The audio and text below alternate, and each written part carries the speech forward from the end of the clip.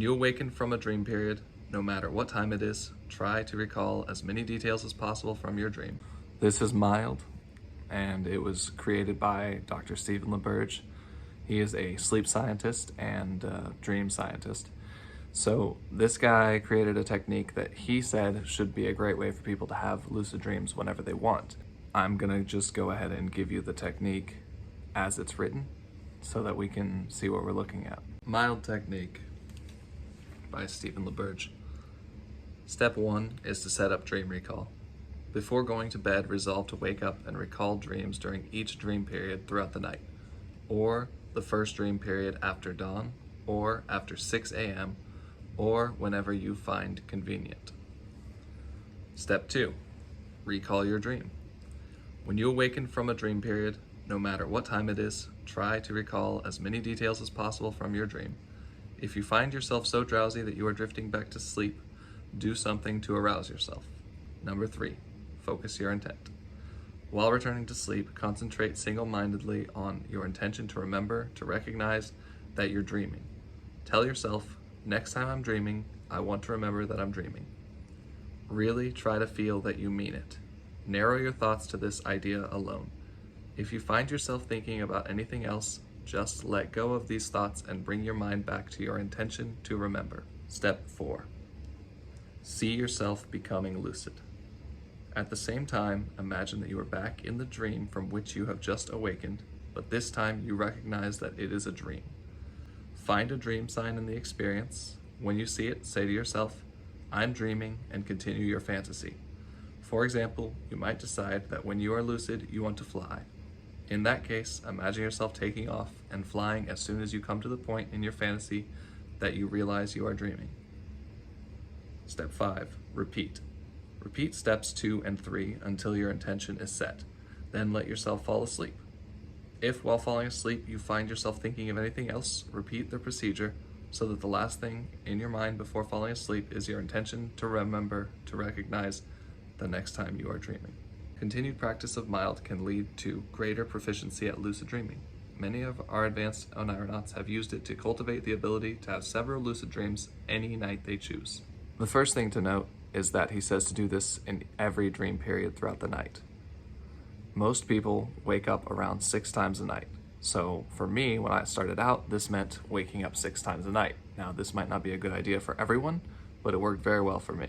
Step number 2 is to recall your dream. And he says to replay it in your mind over and over. And I highly recommend writing down some short tags or short notes about your dream at this point. If you are a heavy sleeper, you should write down the whole thing, spend some time rousing your brain. If you're a light sleeper, you might want to just write down a word or a phrase. I really recommend writing down at least a person, place, and thing that you're doing.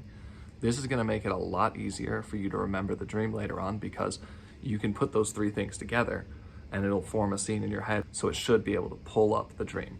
Step number 3 is focusing your intent. Now, this is going to be really hard if you don't understand how intent works. There is a whole section beforehand on how to use intent and prospective memory.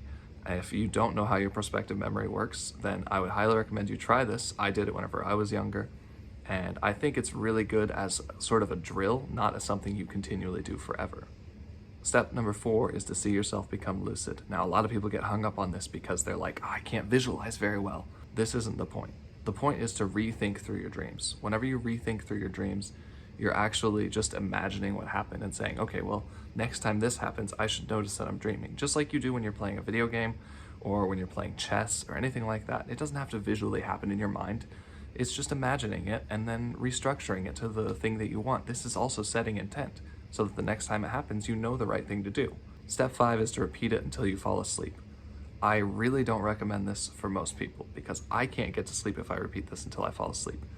Maybe try this later in the night if you aren't too worried about losing sleep, but always lean towards sleep. If you've only slept 3 hours and you're doing something like this and it's going to stop you from sleeping the rest of the night, you're ruining not just that night, but the next day and the next day and the next day. So maybe if you're at 7 hours, you might want to push harder and like put more intent into it and do it over and over and try to do it all the way to sleep. But if you're doing this and it's only a few hours in and you're not sure if you're going to be able to fall back to sleep and you can't gauge that in your own brain, then you really want to just do it and then fall asleep.